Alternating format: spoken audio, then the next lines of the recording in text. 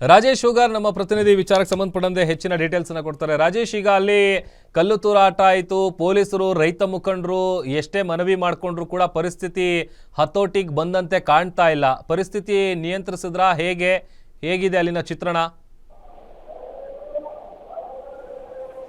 Hello hello Prabhudev, hello Rajesh, ನನ್ನ ಧ್ವನಿ ಕೇಳ್ತಾ ಇದೆಯಾ?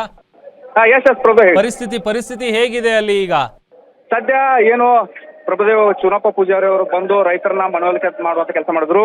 ಸ್ಥಳಕ್ಕೆ SP ಭೀಮಾಶಂಕರ್ ಗುಳೇದವರು ಕೂಡ ಬಂದು ಅವರು ಕೂಡ ಮನವಿಯನ್ನ ಮಾಡಿಕೊಡೋರು ಕೂಡ. ನಾವು ಕೂಡ ರೈತರ ಮಕ್ಕಳೇ, ಇಲ್ಲಿ ಏನು ಹೆದ್ದಾರಿಯಲ್ಲಿ ಹೋಗುವಂತ ಗಾಡಿಗಳು ವಾಹನಗಳಿದೆ, ಅವರು ಕೂಡ ಏನು ಹೆದ್ದಾರಿ ಏನು ಹೋಗುವಂತ ಗಾಡಿಗಳಿಂದ ಅವರು ಕೂಡ ಏನು ರೈತರ ಮಕ್ಕಳಾಗಿರುತ್ತಂತ. ನೀವು ಕಲ್ಲು ತೂರಾಟ ಮಾಡೋದ್ರಿಂದ ಸಮಸ್ಯೆ ಬಗೆಹರೋದಿಲ್ಲ. ಈಗಾಗಲೇ CM ಕೂಡ ಅಲ್ಲಿ ಮೀಟಿಂಗ್ ಮಾಡ್ತಾ ಇದ್ರೆ, ದಯವಿಟ್ಟು ಎಲ್ಲರೂ ಕೂಡ ಸಹಕಾರ ಮಾಡ್ಕೋಬೇಕು. ಪೊಲೀಸರು ಈಗ ಸದ್ಯ PSI ಅವರೊಬ್ಬರು ಅಡ್ಮಿಟ್ ಆಗಿದ್ದಾರೆ. ಸೊ ಅವರ ತಲೆಗೆ ಪೆಟ್ಟಾಗಿರತಕ್ಕಂಥ ಏನು ಆಸ್ಪತ್ರೆಗೆ ಅಡ್ಮಿಟ್ ಆಗಿದ್ದಾರೆ. ಸೊ ಅವರು ಕೂಡ ಅವ್ರು PSI ಆಗ್ಬೇಕಂದ್ರೆ ಅವ್ರ ತಂದೆನೂ ಕೂಡ ರೈತರಿರ್ತಾರೆ. ಹಾಗಾಗಿ ನೀವು ಸಹಕಾರ ಕೊಡಬೇಕು.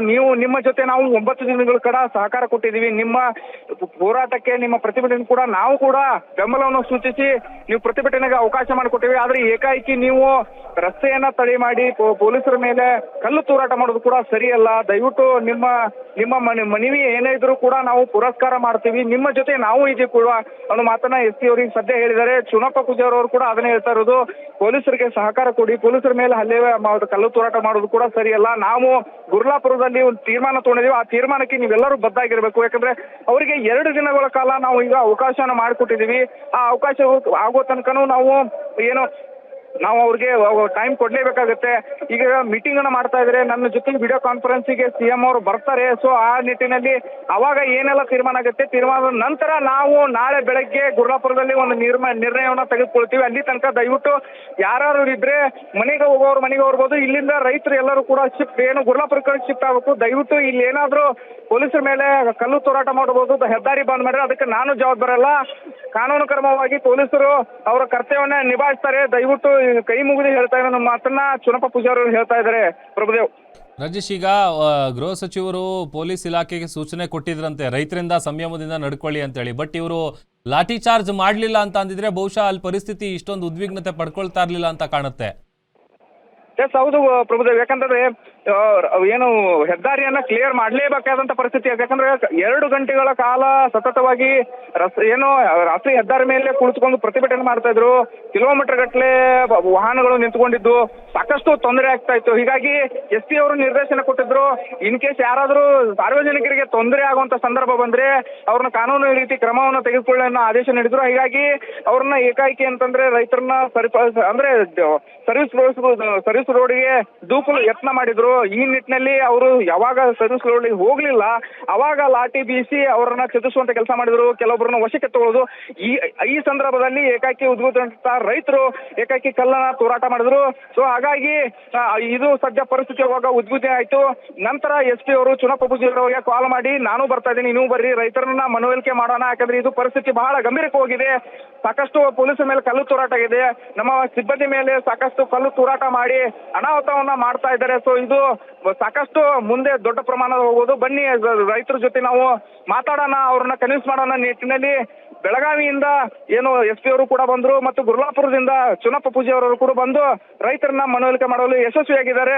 ಸದ್ಯ ಈಗ ಹೆದ್ದಾರಿ ಕ್ಲಿಯರ್ ಆಗಿದೆ ಅಂತಾನೆ ಹೇಳ್ಬೋದು. ಪ್ರಭುದೇವ್, ಇತ್ತ ಬೆಂಗಳೂರಲ್ಲಿ ಮೀಟಿಂಗ್ ಆಗ್ತಾ ಇದೆ. ಬಹುಶಃ ಈಗ ಏನಾದ್ರೂ ಮೀಟಿಂಗ್ ಅಲ್ಲಿ ರೈತರಿಗೆ ಸಿಹಿ ಸುದ್ದಿ ಸಿಗ್ಲಿಲ್ಲ ಅಂದ್ರೆ ಈ ಒಂದು ಹೋರಾಟ ಮತ್ತೊಂದು ಹಂತ ಹೋಗುವಂತ ಎಲ್ಲಾ ಸೂಚನೆ ಕಾಣಿಸ್ತಾ ಇದೆ.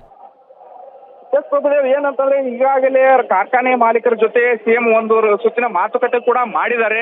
ಸೊ ಅಲ್ಲಿ ಕಾರ್ಖಾನೆ ಮಾಲೀಕರ ಏನು ಸಭೆ ಏನಿದೆ ಅದು ವಿಫಲ ಆಗಿದೆ. ನಂತರ ರೈತ ಮುಖಂಡರ ಜೊತೆ ಒಂದು ಮಾತುಕತೆ ನಡೆಸಬೇಕಾಗಿತ್ತಂತ CM ಅವರು ಈಗ ಸದ್ಯ ಅದನ್ನು ಕೂಡ ಮಾಡ್ತಾ ಇದ್ದಾರೆ. ಅದೇ ನಿಟ್ಟಿನಲ್ಲಿ ಚುನಪ್ಪ ಪೂಜಾರಿ ಒಂದು ಮಾತನ್ನ ಹೇಳಿದ್ರು, ಈಗ ನಾನು ಗುರ್ಲಾಪುರಕ್ಕೆ ಹೋಗಿ ವಿಡಿಯೋ ಕಾನ್ಫರೆನ್ಸ್ ಮುಖ CM ಜೊತೆ ಮಾತುಕತೆ ನಡೆಸ್ತೀನಿ, ಏನು ತೀರ್ಮಾನ ಆಗಿದೆ. ಈಗ ನಾನು ಮಾಧ್ಯಮದಲ್ಲಿ ನೋಡಿದ್ದೀನಿ, ಕಾರ್ಖಾನೆ ಮಾಲೀಕರ ಸಭೆಯನ್ನು ವಿಫಲ ಆಗಿದೆ ಅನ್ನೋದು ಕೂಡ ನಾನು ಮಾಧ್ಯಮದಲ್ಲಿ ನೋಡಿದ್ದೀನಿ. ಸೊ ಅವರು ನಮ್ಮ ಜೊತೆ ಏನು ಚರ್ಚೆ ಮಾಡ್ತಾರೆ, ನಮ್ಮ ಬೇಡಿಕೆಗಳು ಏನಿದೆಯೋ ಅದನ್ನೆಲ್ಲನೂ ಕೂಡ ನಾನು ವಿಡಿಯೋ ಕಾನ್ಫರೆನ್ಸ್ ಮೂಲಕ ಹೇಳ್ತೀನಿ. ಇದಾದ ನಂತರ ಅವರ ತೀರ್ಮಾನ ಏನಿದೆ ಅದನ್ನ ಅವರು ತಿಳಿಸಲಿ. ನಂತರ ನಾಳೆ ನಾವು ಗುರ್ಲಾಪುರದಲ್ಲಿ ರೈತರ ಎಲ್ಲಾ ಮುಖಂಡರ ಜೊತೆ ಚರ್ಚೆ ಮಾಡಿ ಕ್ರಮ ತಗೊಳ್ಬೇಕು, ನಮ್ಮ ಮುಂದಿನ ನಡೆ ಅನ್ನೋ ನಿಟ್ಟಿನಲ್ಲಿ ನಾವು ತಿಳಿಸ್ತೇವೆ ಅನ್ನೋ ಮಾತನ್ನ ಈ ಸದ್ಯ ಹೇಳಿದ್ದಾರೆ. ಪ್ರಭುದೇವ್. ಥ್ಯಾಂಕ್ ಯು ರಾಜೇಶ್ ನಿಮ್ಮೆಲ್ಲ ಡೀಟೇಲ್ಸ್ಗಾಗಿ.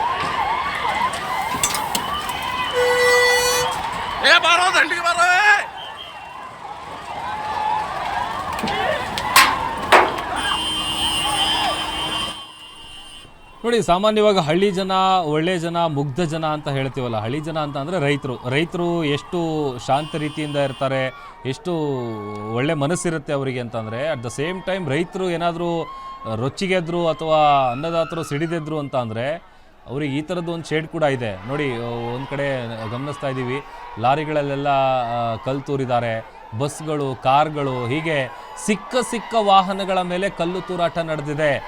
ಕಂಪ್ಲೀಟಾಗಿ ಗಾಜುಗಳನ್ನು ಒಡೆದು ಪುಡಿ ಮಾಡಿಬಿಟ್ಟಿದ್ದಾರೆ. ಅತ್ತ ಅವರು ಮನವೊಲಿಸೋದಕ್ಕೆ ಹರಸಾಹಸ ಪಡ್ತಾ ಇದ್ದಾರೆ ಪೊಲೀಸರು. ಲಾಠಿ ಚಾರ್ಜ್ ಮಾಡಿದ್ದೇ ಇದಕ್ಕೆ ಪರಿಸ್ಥಿತಿ ಈ ಥರ ಉದ್ವಿಗ್ನತೆ ಪಡ್ಕೊಳ್ಳೋದಕ್ಕೆ ಕಾರಣ ಅನ್ನುವಂಥದ್ದು ಕೂಡ ಮೇಲ್ನೋಟಕ್ಕೆ ಗೊತ್ತಾಗ್ತಾ ಇದೆ. ಯಾಕಂತಂದರೆ ಈಗ ಪೊಲೀಸರಿಗೂ ಬೇರೆ ಆಪ್ಷನ್ ಇಲ್ಲ. ಪೊಲೀಸರು ಈಗ ಅಲ್ಲಿ ಟ್ರಾಫಿಕ್ನ ಕ್ಲಿಯರ್ ಮಾಡಬೇಕು, ರಾಷ್ಟ್ರೀಯ ಹೆದ್ದಾರಿಯನ್ನು ನಿಂತಿರುವಂಥ ವಾಹನಗಳನ್ನು ಕ್ಲಿಯರ್ ಮಾಡಿ ಕಳಿಸ್ಬೇಕು ಅಂತಂದರೆ, ಅವರು ಪರಿಸ್ಥಿತಿ ನಿಭಾಯಿಸಬೇಕು ಅಂತಂದರೆ ಲಾಠಿ ಚಾರ್ಜ್ ಮಾಡಲೇಬೇಕು. ಅದು ಅವ್ರ ಕೆಲಸ, ಅವ್ರ ಕರ್ತವ್ಯ ಅವರು ಮಾಡ್ತಾ ಇದ್ದಾರೆ.